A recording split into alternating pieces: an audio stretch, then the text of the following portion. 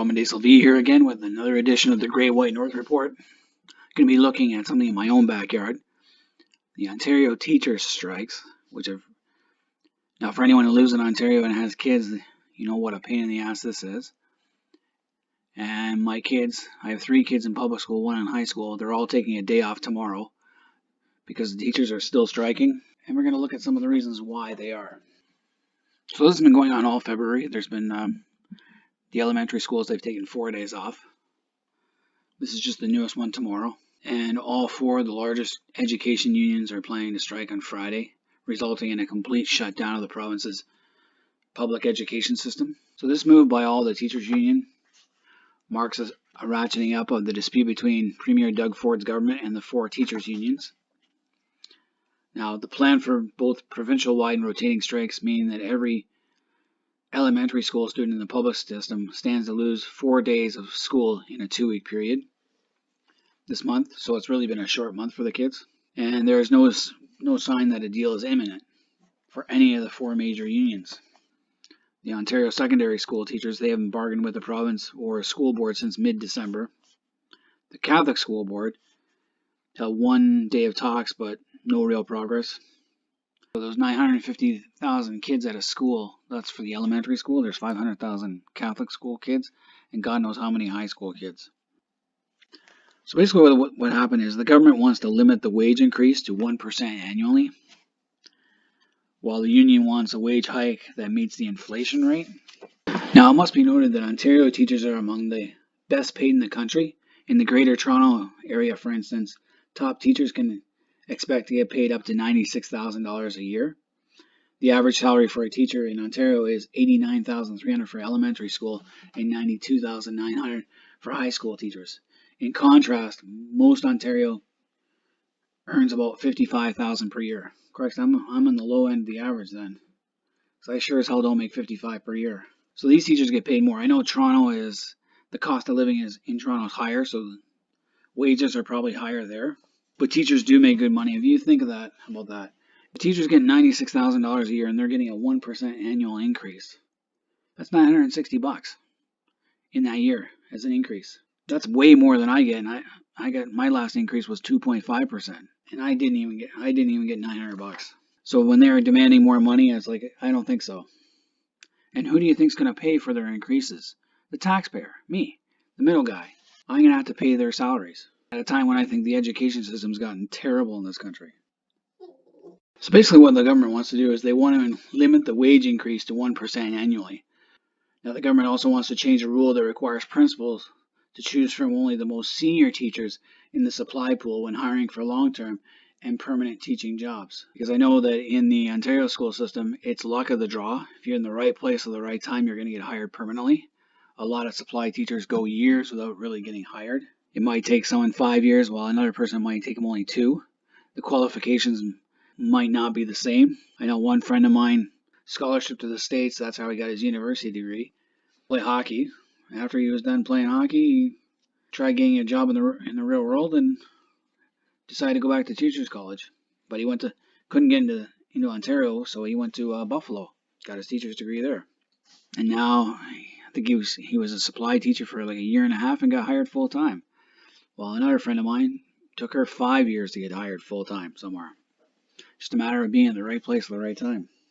So this would demand that only the most senior teachers in the supply pool get hired. Now the union is saying the government's proposal for special education funding is less than half what it was in 2017. Now I do like to see special education funding to be where it should be. There are kids who have issues. I know that because one of my kids has apraxia dyspraxia, which is basically a motor skill.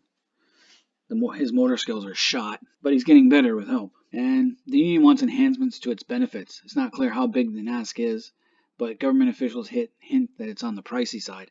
I can see that. They already get a great benefit package. How much more do they need?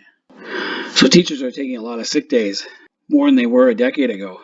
And I used to teach in South Korea, pre-kindergarten, elementary, middle school, high school, university, and even adults. I taught at both the elementary school, the middle school, the high school, and at the private Hagwon academies. So I've done it all. And I'll tell you, I took absolutely no sick days. I did not take one sick day. I've come to work sick, just pop in a couple of medicine capsules, Tylenol, whatever it is, and off I go. If I was really sick, then I would just let the kids watch a video for the day, and I had to use my voice. So, being an Ontario teacher is not only a pretty good job, and they get a paid wage that is higher than the average Ontario, they also get a lot of time off. And we got to remember that they get breaks in the school year, and they're allowed almost 3 whole months off on top of their sick days. They get at least 2 weeks at Christmas. They get a week at March break, and they get 2 months in the summer. Now I know they have to do some preparation work in that time period as well, but it's not after a couple of years you pretty much have it down, the routine down pat. When I taught in Korea, I absolutely had no time off. I had three to five paid vacation days, and I don't think I ever maxed out the three, because some places I was worked at, if you miss less than 3 full days, then you got a bonus. So I wanted the bonus. I even had to work during the winter break and the summer break in Korea because they had special camps and stuff that I was mandatory to work. The only time I got off was basically their main holidays of Chuseok and Seonal. So it appears that the unions have spent about almost $400,000 on Facebook ads alone, and these ads are attacking the Ford government and have been running since June. In 1 week, they spent over $40,000. They're also waging a war of words against the Ontario Education Minister, Stephen Leese, through the mainstream press. Now, Ford has made numerous concessions to the teachers' union from the initial demands. He's offered to meet teachers halfway on classroom size. Oh, come on. Classroom size here is a joke. What is it? What's the most you could have in a class? 28? 26, 28 students? Go over to Asia. When I taught in this public school system, I was teaching 40 to 50 kids in a conversational English class. Think how well that works. So the class size, and most of my kids' classes are split classes. I hate split classes. Why the hell would you put a grade 1 SK split? That doesn't make any sense. The only time you do a split class is when you don't have enough students of one grade, and you can't make a full class out of them. But my kids are in a school where there's 3 grade 1 classes, but they're all split. There's also 4 grade 6 classes that are all split classes, with either a grade 5, 6 split or a 6, 7 split. Come on, you can put them all together. Give me a break. How is that helping them? I don't get it. That's a stupid system. Okay, so apparently that wasn't good enough for the teachers, and they walked away from the negotiating table. They're also refusing to send report cards to parents and help out after school activities, despite claiming the strikes are primarily for the students and not their paychecks. Bullshit. They're just trying to get more money out of the government for a bunch of people who get paid a lot and get more days off than I do.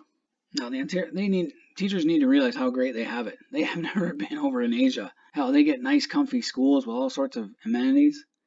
I used to teach at a high school where the only heating was from a kerosene heater in the middle of the classroom.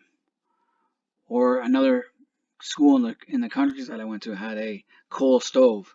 Had these little briquettes that you put in, and they had a boiling kettle to let hot air, like steam, get in the air to warm it up. I used to freeze my ass off in the winters there in Korea. So they have it really good. Now, the teachers are refusing to send report cards to parents and help out on school activities, despite claiming the strikes are primary for the students and not their paychecks.